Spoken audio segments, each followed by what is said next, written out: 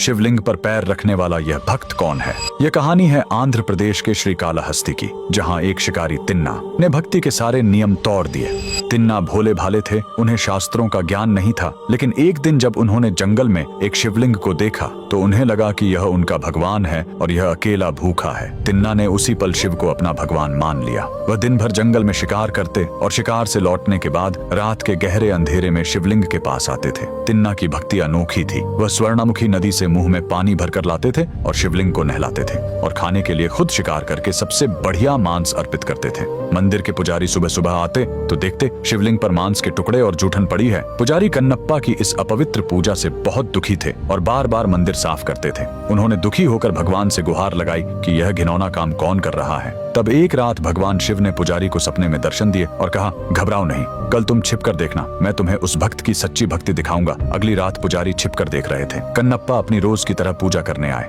तभी शिवलिंग की दाईं आंख से अचानक खून बहना शुरू हो गया। कन्नप्पा घबरा गए। उन्होंने जड़ी बूटियां लगाई, लेकिन खून नहीं रुका।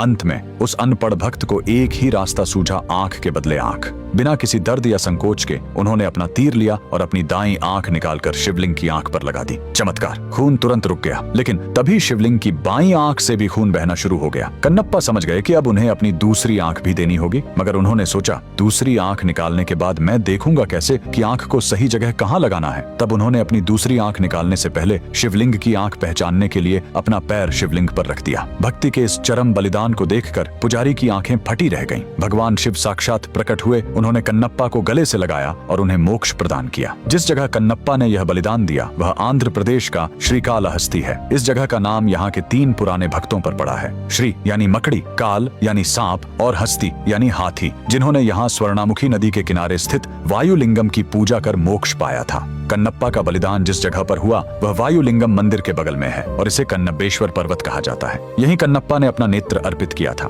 मंदिर तक पहुंचने के लिए लगभग 325 सीढ़ियां चढ़नी पड़ती हैं। ऊपर आपको भक्त कन्नप्पा का मंदिर मिलेगा और उसके ठीक ऊपर भगवान गौरी शंकर की एक विशाल श्वेत प्रतिमा है। भक्त कन्नप्पा के इस बलिदान के लिए कमेंट में हर हर महादेव जरूर लिखें।